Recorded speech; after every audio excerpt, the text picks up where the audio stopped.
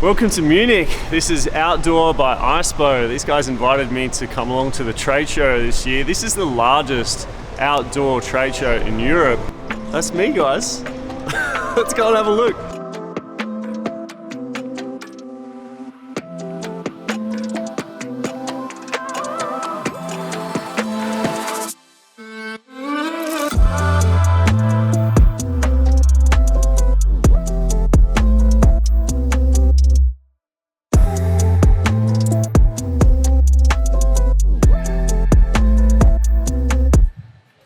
Welcome everybody. Good morning. Welcome to day 2 of Outdoor ISPO in Munich. My name's Chase Tucker. So first I'll give you a little bit of a background on who I am and how I got here. I'm really into thru hiking, and one of the 2 main feature sports for this year is thru hiking. The other one's trail running, which is why Kimmy was up yesterday. So I'm particularly interested in long distance hiking, and I think this is very important for humans. We've been walking long distances for as long as we've been humans. We've been carrying our food, tools, family across continents. We've been migrating. We've always done this. So my role as a coach is not to improve performance, but rather to restore basic human health and to improve walking and very basic human movement patterns like breathing. And I've been applying what I've learned for the last 12 years to help hikers hike for longer without injury, and also to enjoy it a little bit more, not suffer the whole time. And this is how I started about 12 years ago. This is in Australia. And so basically from Monday to Friday, I was as a personal trainer. And on the weekends, we would go out and do hikes and treks and climbs in the Australian bush, mainly to help people prepare to go to the Himalayas and climb quite difficult sort of high mountains in high altitude. So breathing was always a huge part of that. Later on, I started developing these programs online, and I started a YouTube channel, which is probably the reason I'm here, to be honest, because the YouTube channel and the videos that I made about thru hiking did really well, and that's probably what got ISPO's attention. And that's why ISPO asked me to come and talk today. So I'm really interested in longevity. I'm really interested in not just longevity and living longer, but also quality of life. And I want to be able to hike well into my old age. When I'm 70, 80, 90, I want to be crushing it. I want to be doing really well, and I want to be enjoying my time in the mountains like this guy. This is Jeff.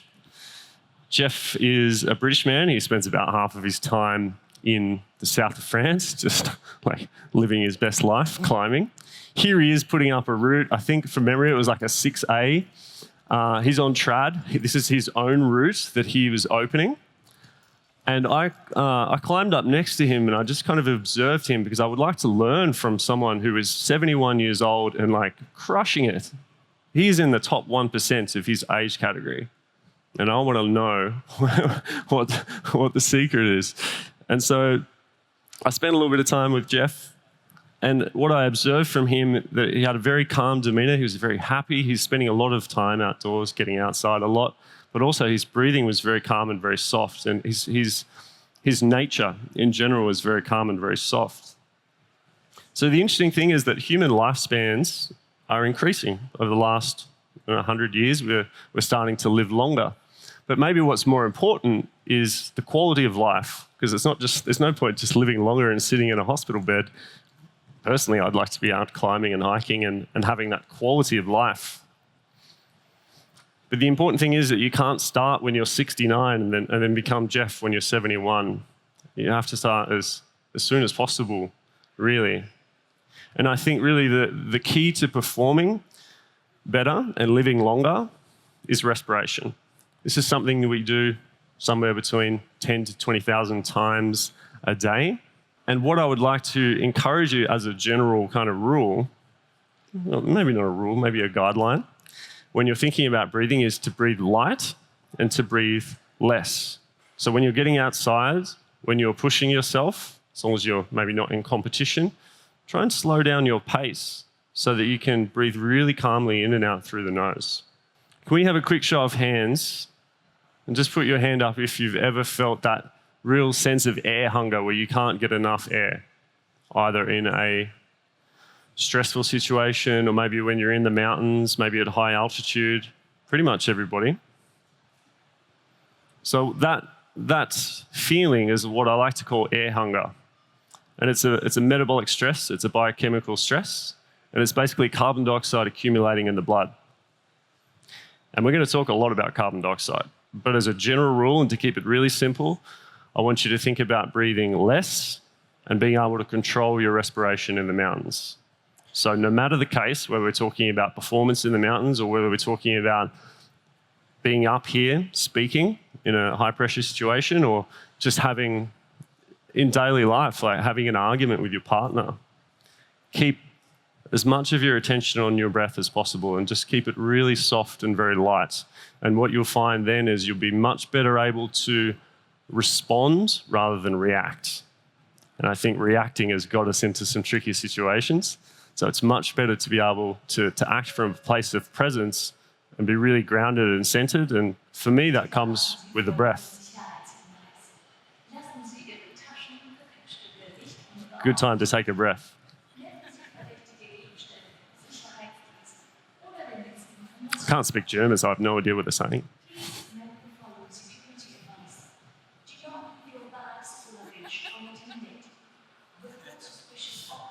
So breathing in through the nose and out through the nose. We can get a little bit of practice, actually. A couple of things to keep in mind. Just feel like you're cutting off about 20% of the inhale. So feel the air coming in through the nose and out through the nose, and see if you can just breathe about 20% less. So if you'd normally breathe this much, try and breathe this much. And the fine little hairs inside of the nose, you want to be so quiet and so silent as you breathe in that there's barely any movement in those hairs in the nose. And if you can do that throughout this presentation, you're going to be getting the most out of the presentation. I'm going to be up here talking about respiration and breathing science, but all you hear is blah, blah, blah, blah, blah, because you're focusing on what's happening in here in the nose. So when you're hiking, when you're climbing, when you're skiing, when you're in difficult situations, breathe less. If you're an athlete and you train like this and you keep these rules for a season, looking at you, Kim, you will notice the difference. And hopefully if you do this right, you will be performing at a much faster level, but with a much lower intensity level. So you'll be cruising and overtaking people half your age and breathing less while they're panting and wheezing. That's the idea. That's the dream that I'm selling here. When I work with athletes, this is what happens. Athletes always want to work really hard. They don't want to do the soft stuff. They don't want to slow down. And so if I get them to choose between slowing down and breathing and focusing on functional breathing and doing a super high intensity workout, which one do you think they're going to go for? They're going to go for the intensity stuff. So breathing light, breathing less during physical activity. Also, when you're stressed, when you're in difficult situations, slow down and breathe less. You'll be calmer, you'll be in control, you'll be able to respond rather than react. When someone is stressed or anxious, what's the one thing that we generally tell them? Take a deep breath. And whilst it's well-intentioned, I don't think it's as helpful as it could be if we were to say, slow down, take a couple of light breaths in through the nose. Maybe even pinch the nose and hold for about 5 seconds. Do that 5 times. You'll feel a lot calmer than you did if you were to take a big breath in through the mouth. When we take a big breath in through the mouth, you do that a few times, that's a signal to the brain that it's going to put you into a sympathetic state. So you're in fight or flight, because that's how we breathe when we're stressed. You see someone breathing like that, they're in a stressful state. So taking a deep breath, we need to be a little bit more succinct. We need to give a little bit more detail about that. And I would rather say breathe light. And my hope is by the end of this presentation, you'll understand the science behind that. I'm of the belief that breathing light and breathing less is the most important thing you can do as an athlete, but also as a human being to improve your health.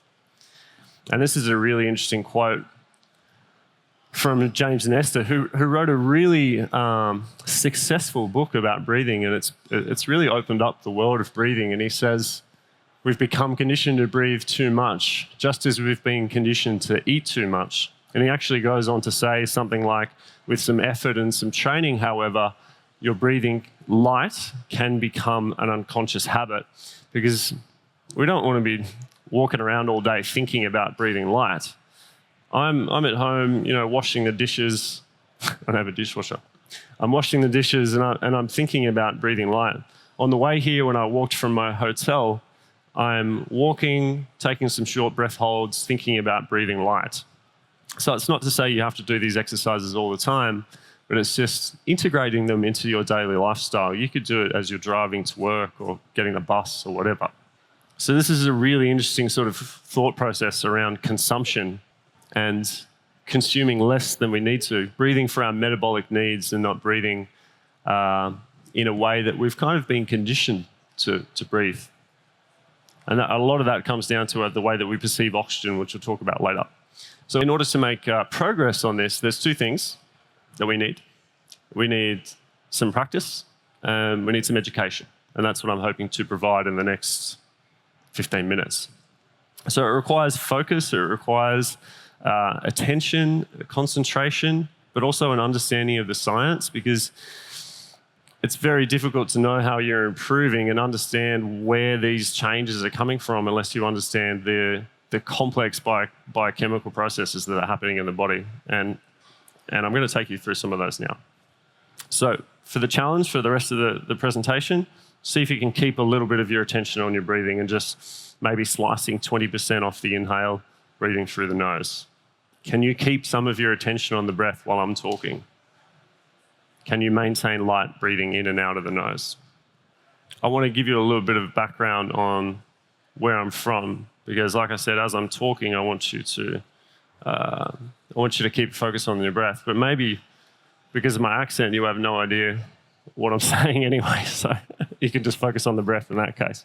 If you're not sure where I'm from a little island called Tasmania in the southern hemisphere. Home to, not to be confused with Tanzania, home to some very beautiful mountains. We have Federation Peak, Frenchman's Cap, and we also have some amazing sea cliff climbing. And we have some beautiful little animals. We have a wombat, a Tasmanian devil, which is probably the most famous one. And I still think we have a Tasmanian tiger. I'm optimistic about that. We also have wallabies, this long-tailed mouse. And the interesting thing is all these animals breathe differently, and they have different longevity spans. So for example, the Tamar wallaby lives 10 to 15 years, and it takes 20 to 40 breaths a minute, something like that, which is about double the amount of humans. The long-tailed mouse, tiny little thing, only lives 1.5, 2 years, poor little guy. But he's breathing very fast, somewhere between 300 and 380 breaths per minute. And in general, we can say that the less you breathe, the longer you'll live. So take, for example, up the top here, we have the Greenland shark, lives somewhere between 350 to 400 years. We're in the middle there somewhere, breathing somewhere between 6 to 20 breaths per minute, living about 75 years. So in general, we could think those that live longer breathe less. And I'm fairly confident in saying that, even though it's a fairly broad statement. So why does all this matter?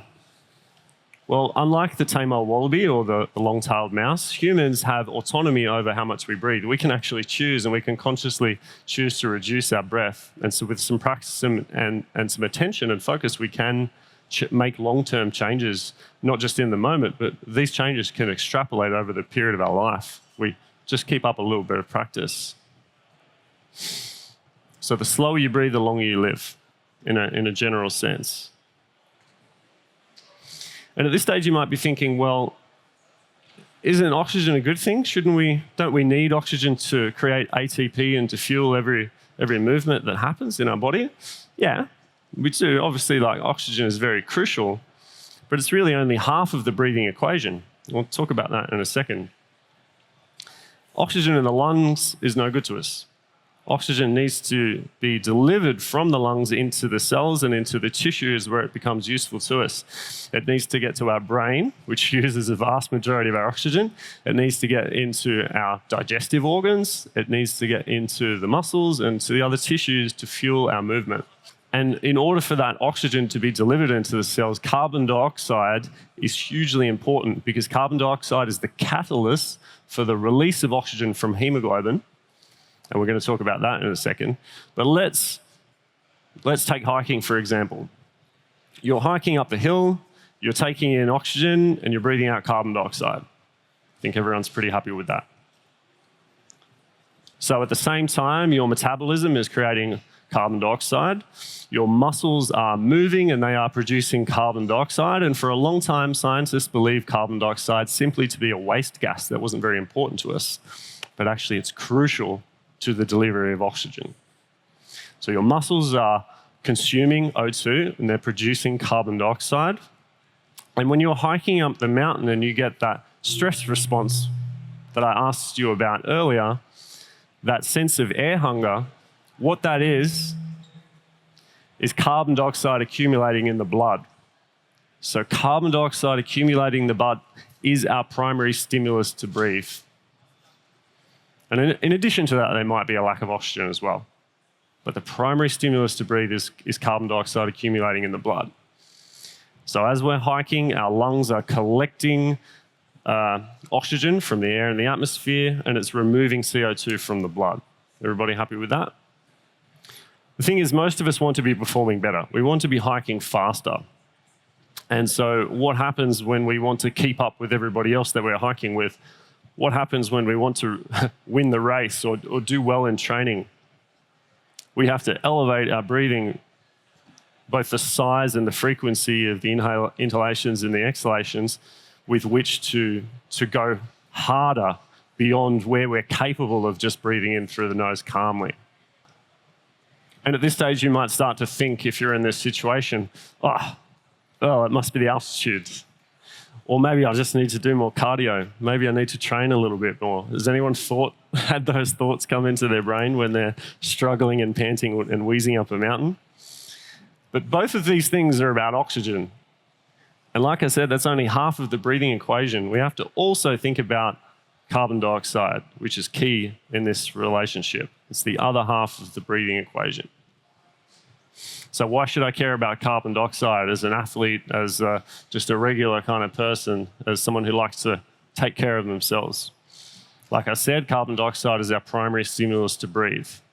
Secondly, 98.5% of our oxygen is carried bound by hemoglobin. So hemoglobin is a protein found in the red blood cells. And crucially, for oxygen, I know I'm getting a little bit sciencey here, but I'm making it as basic as I can. If I showed this to a physiology lecturer, they would not be happy. But basically, this is what's happening. Carbon dioxide needs to be present in that hemoglobin molecule for the oxygen to be able to be released to the cells. So like I said, oxygen is no good for us in the lungs. It needs to get to the tissues. This is a little bit more honest about what's actually happening, but keeping in mind, we want to keep this pretty simple. I like to use memes because that's the modern way of understanding things. But basically, all you need to know is accumulating carbon dioxide and getting very comfortable and very good at accumulating carbon dioxide is what's important. So with a higher tolerance to CO2, if you can teach yourself to be more comfortable as carbon dioxide accumulates, you'll be able to maintain lighter, more comfortable breathing during higher intensity activity.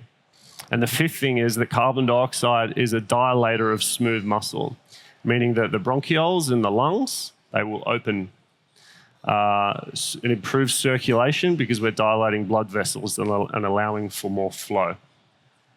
So there's your 5 reasons to care a little bit more about carbon dioxide. So now that we know that carbon dioxide is important, how do we actually go about doing this? How do we train the body comfortably to accumulate CO2? First thing is to start your training breathing at rest. The second thing is to practice breathing light whilst walking and low intensity activity. And actually dial it back here. When I train my clients, we would work on this for a month. So we just do a month of sitting down, maybe 15 minutes in the morning, 15 minutes in the evening before sleep, really good for preparing for sleep. And maybe do a little breathing snack at lunchtime for 5 minutes. We'll do that for a month, and that generally produces pretty good results. It doesn't take that long either. So that's the first step. Second step is we start to integrate a little bit of light activity. So maybe we start with taking a daily walk, breathing light in through the nose and out through the nose, but then potentially pinching the nose and holding and just walking. If there wasn't all these seats here, I'd get you to try it, but we don't have a lot of room for practical. But you've probably got a pretty good understanding of what I'm talking about. The third step, and again, maybe we do that for a month. The third step is then to practice short breath holds in higher intensity activity. So what might that look like? That could look like a sprint without breathing. So either pinching the nose and holding and just sprinting on the spot, or sprinting up a hill completely without oxygen. You can see that that's not a very good first step to start with, because I think if we did this for some of you now, we might end up with you on the floor.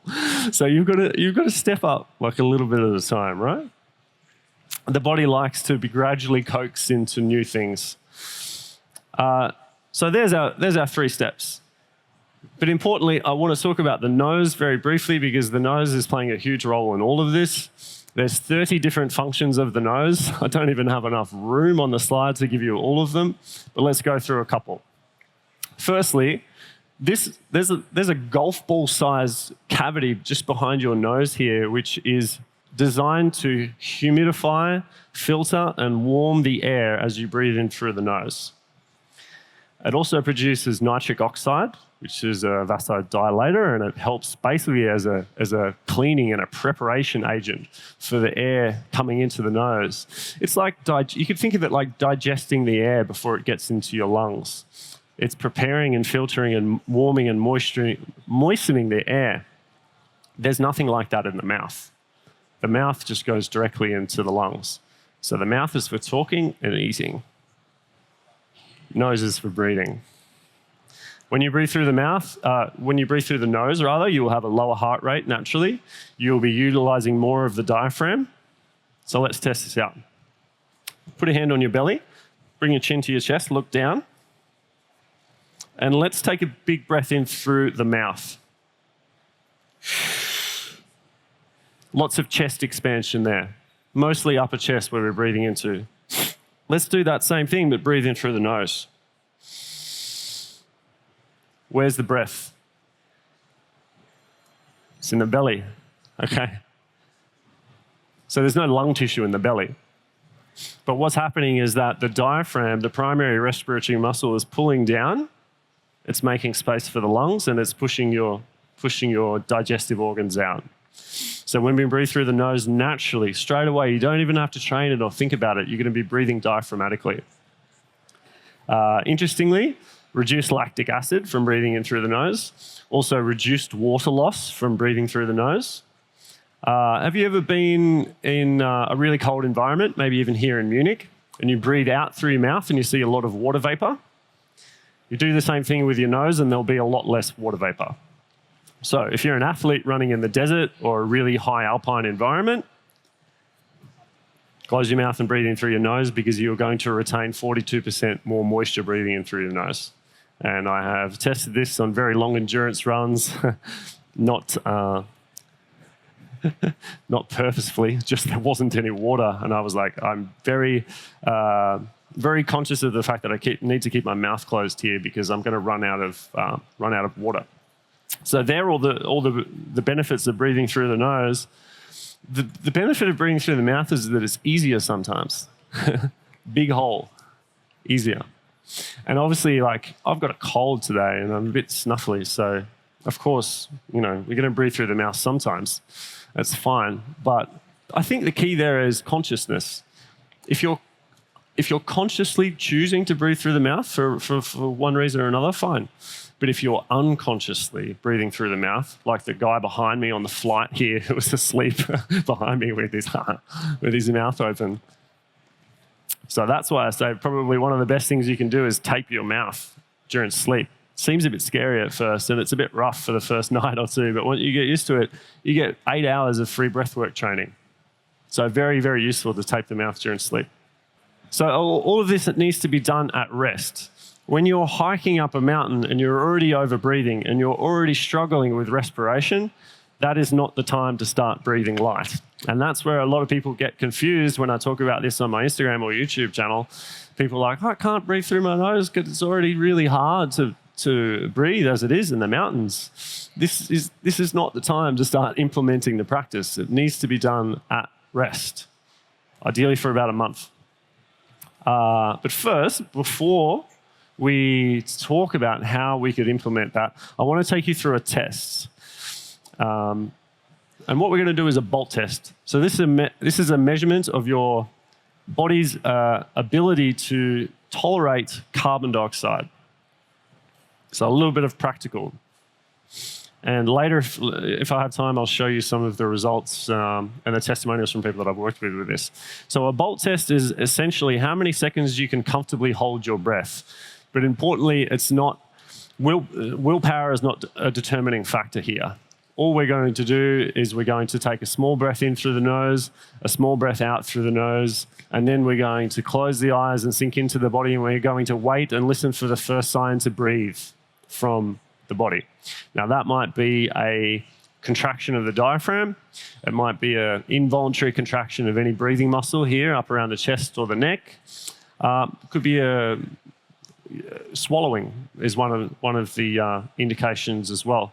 So we're basically just going to wait for that first sign of air hunger. And when you first do this, it's not the most accurate thing. But over time, you get a little bit more used to it. Crucially, the first breath that you take after this breath hold should be through the nose, and it should be very light. So if you do your breath hold and you're trying to get a good score, and let's say you get 40 seconds, and then your first breath in is that, you failed the test. It has to be a very light, super quiet breath in through the nose. So do you want to do it with me? It's totally safe as long as you're not pregnant. I would say don't do any breath holds if you are pregnant. That's the only thing. Other than that, you're all good. Okay, so we're going to take a normal breath in through the nose, a normal breath out through the nose. We're going to pinch the nose and hold, and then we're going to start your timer. Every single one of you have a smartphone. Let's pull out the calculator, because we're not the calculator, the timer. So as you're holding your breath, carbon dioxide is going to accumulate in the blood. At a certain point, that's not going to be comfortable for you, and you're going to think, I need to breathe. At that point, I want you to stop the timer, have a look at that number. That's your BOLT score. All right. So sitting down, you've all been sitting down for 5 minutes and hopefully focusing on your breathing light. Everybody ready? I'll let Liz finish her yawn here. By the way, yawning is a way to boost oxygen. So what I like to do is I like to take a 5-second or a 10-second breath hold after a yawn or a sigh, because sighs and yawns are the way that we balance our blood biochemistry and our breathing. Okay, so BOLT test. Take a small breath in through the nose, a small breath out through the nose, relaxed, pinch the nose and hold, and start your timer. So I want you to completely relax, close your eyes, feel what's happening in your body, feel for any involuntary contractions. Maybe in the diaphragm, maybe in the throat, maybe in the upper chest, maybe in the belly. And your first breath in should be really light. What was your score? 28. Okay, so that's good news. With a BOLT score of 25 or above, there's an 89% chance your breathing is functional. So keep in mind your test result, and don't freak out about it, because you can make improvements on this really quickly. With a BOLT score of about 5 seconds, I would expect you to be able to walk around the iceberg event here 100% nasally without too much stress, but you'd probably have trouble walking upstairs with nasal breathing. With a BOLT score of 10 seconds, you'll be able to walk around slowly, perhaps do some light exercise. With a BOLT score of 20 seconds, you'd probably be able to jog lightly with nasal breathing. With a BOLT score of 30 seconds, you'll probably be able to go out and do a decent run with all with nasal breathing. And if you have a BOLT score of 40 or above, probably you'll be able to run uphill and breathe 100% nasally. Maybe you're even an athlete at that point. And BOLT scores, there's no limit here. It can continue to go up. I've talked to people that have a BOLT score of 70. I'm not one of them, by the way. So you can just keep getting better and better at accumulating and being comfortable with carbon dioxide. So the goal here in general for generally the hikers that I work with is that we want to see them get up to at least 25 on the BOLT score. By then I know that the breathing is functional and we could probably start working on biomechanics or strength or something else like that. What do I mean when I say functional breathing though? Functional breathing is basically smooth, predictable patterns. Think of sine waves. So in and out, very smooth. When we sigh or when we yawn, it's going to look like a little bit more irregular. So that would be an example of a breathing pattern disorder. Here's another example. Throughout the day, all of us are taking small unconscious breath holds where we're holding our breath and we're not realizing it. And then, to make up for the fact that we weren't breathing for a second, probably we'll have a yawn where we boost a lot of oxygen, or maybe, rather a sigh where we dump carbon dioxide. Either of those two things could be happening throughout the day, and maybe small periods of hyperventilation. Now, when I say hyperventilation, I'm not talking acute hyperventilation where you're doing Wim Hof. I'm talking about breathing beyond your metabolic needs. So you're breathing more oxygen than you really need to. And then hopefully you get back into a normal breathing pattern. So the good news is, either way, no matter what your BOLT score is, you can make improvements on this. You can build this into your daily life to make small but important changes in the way that you breathe. Somewhere between 10 and 22,000 breaths a day. Anything with that much repetition in the human body is going to be very, very important. So the upside is that we can improve it very, very quickly. The downside is that you have to sit down, you have to relax, you have to be quiet, and you have to focus. And that's super hard. It's very, very difficult for a lot of people. And so it's difficult stuff to do. But importantly, if you understand this stuff that I'm sharing with you, and if you just take 5 minutes to practice breathing light as you're walking around, as you're washing the dishes, as you're having difficult conversations, you can start to increase that become more comfortable with higher levels of carbon dioxide in your bloodstream. And this is going to have huge long-term positive consequences for your health, because we know that those who breathe light live long in general. So now, before we wrap up, I just want to share with you a couple of examples of a couple of my clients. This is one hike, my client doing a hike in Switzerland, and in that heart rate zone there, she's absolutely maxing out. She's redlining and working very, very hard, and her heart rate is maxing out at about 221 BPM. She did the exact same mountain a couple of weeks later. She was about 10 minutes slower, but what you could see if that comment wasn't there is that she spends all of her time in zone 1 and none of her time in that redlining zone 5.